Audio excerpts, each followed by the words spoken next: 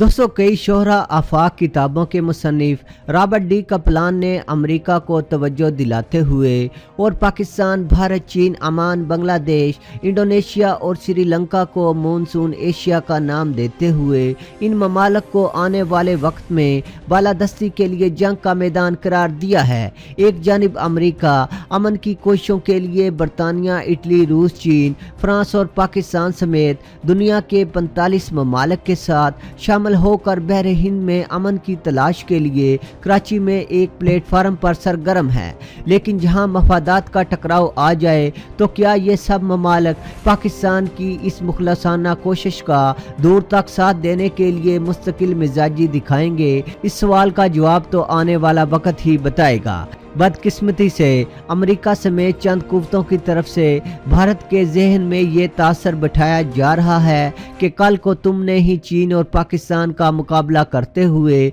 बहरे हिंद को अपने कंट्रोल में रखना है। बहरे हिंद के बाद बहीरा अहमर की बात करें तो ईरान, तुर्की और चीन अपनी अपनी जगह पर ये तीनों बहीरा अहमर की जानिब अपने मजबूत कदम बढ़ाने की कोशिशों में लगे हैं। बहीरा अहमर में तो सूडान का अपना शुमाली हिस्से में वाक़े जजीरा स्वाकन, जो कल तक बरतानिया की एक मशहूर बंदरगाह के तौर पर इस्तेमाल होता रहा, इसका कंट्रोल तुर्की को सौंप देना कोई मामूली बात नहीं है।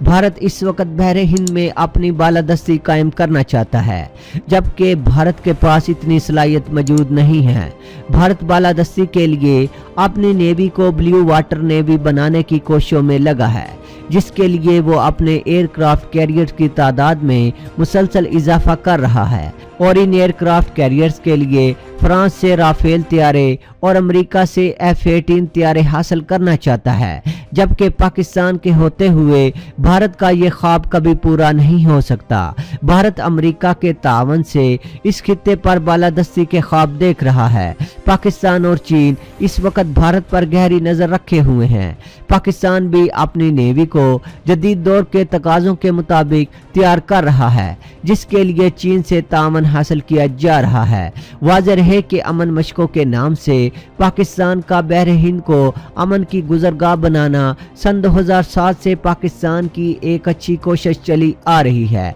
लेकिन बैनुल अक़वामी मफादात की गहराई बता रही है कि हर समुद्री गुजरगाह किसी न किसी गिरदाब की शक्ल अख्तियार करती जा रही है, जिसकी वाज़ेह मिसालें बहीरा अहमर, खलीज अदन और आबनाए बाब अल मंदब की गुजरगाहें हैं। बाब अल मंदब तो इस वक्त सऊदी अरब और ईरान की पुष्टपनाही से हौसियों की वजह से 3 बरसों से एक मैदान कारज़ार बना हुआ है और अभी हाल ही में हौसियों ने आबनाए बाब अल मंदब से गुजरने वाले 2 ऑयल टैंकरों को जिस तरह निशाना बनाया, इसके जवाब में सऊदी अरब ने यूरोप को तेल की सप्लाई के लिए इस रास्ते का इस्तेमाल तर्क कर दिया है। सन 2009 में रॉबर्ट डी कपलान ने बहरे हिंद में आलमी कुव्वतों की मुदाखलत और दिलचस्पियों की निशानदही करते हुए मगरब और अमेरिका को खबरदार करते हुए कहा था कि आप दुनिया के एक ऐसे समंदर को नज़रअंदाज कर रहे हैं जो 21वीं सदी में तवानाई, अस्करी और तिजारती मकासद के इस्तेमाल के लिए इंतहाई अहमियत अख्तियार कर जाएगा। रॉबर्ट डी कपलान ने लिखा, बहरे हिंद जैसे अहम जुग्राफियाई समंदर को अरसा दराज से सेंट्रल एशिया और अफ्रीका में मौजूद आने वाले नित नए ममालिक और वहां चीन के बढ़ते हुए कदमों को ना जाने अमेरिका अभी तक क्यों नज़रअंदाज कर रहा है। रॉबर्ट डी कपलान ने अपने इस मजमून में बहरे हिंद की स्ट्रेटेजिक सूरत हाल की जानिब इशारा करते हुए अमेरिका समेत इसकी हलीफ मगरबी ताकतों को बहरे हिंद में मुसाबकाना कशमकश के उन्वान से खबरदार करने की कोशिश करते हुए कहा है कि कल का जंगी मैदान जर्मनी या ऑस्ट्रेलिया नहीं होगा और ना ही रूस और अमेरिका की फजाओं और समुद्रों में होगा। इस जानिब भारत और इसके इत्तेहादियों की मुमकिन है कि जल्द तवज्जो ना होती, लेकिन ग्वादर के झटके ने इन्हें नींद से ऐसा जगाया कि अमेरिका और भारत ने ग्वादर को अपना दर्द सर बनाते हुए इससे छुटकारा हासिल करने के लिए पाकिस्तान और चीन के घेराव का फैसला कर लिया है। गुज़श्ता नवंबर में नरेंद्र मोदी ने इंडो पैसिफिक रीजन की सिक्योरिटी सूरत हाल के नाम से ऑस्ट्रेलिया और ताइवान के वज़ीर आज़म को फिलिपाइन में एशियन समिट के दौरान और फिर भारत, अमेरिका, ऑस्ट्रेलिया और जापान के साथ चीन की बहर हिंद में दिन ब दिन फौजी ताकत और सलाहियतों के तनाज़ुर में इसका भरपूर मुकाबला और इसकी बढ़ती हुई समुद्री फौजी ताकत का मुकाबला करने के लिए इसके साउथ की समुद्री हदूद में समुद्री जंगी मशकें और अड्डे बनाने शुरू कर दी हैं। अमेरिका ग्वादर बंदरगाह और सी पैक के इब्तदाई मराहल की तकमील के अमल को रोकने के लिए अपने इत्तेहादियों के साथ बहर हिंद में अड्डे बना रहा है, तो कहीं भारत और ताइवान की समुद्री लहरों को आपस में जोड़ने की कोशिशों में मसरूफ है, जिससे रॉबर्ट कपलान का 9 बरस कबल बहर हिंद में बढ़ने वाली कशमकश का इशारा चीन के खिलाफ अमरीकी साजिशों की सूरत में सच साबित होता जा रहा है। कपलान के इस मजमून को लिखे 9 बरस गुजर चुके हैं। यकीनन ये मजमून पाकिस्तानी इदारों की नज़रों से भी गुजरा होगा। रॉबर्ट डी कपलान ने 9 बरस पहले अमेरिका को जिस खतरे से खबरदार किया था वो आज हकीकत बनकर सामने आता जा रहा है, और कबल अज़ वक़्त यही अंदाज़ा करते हुए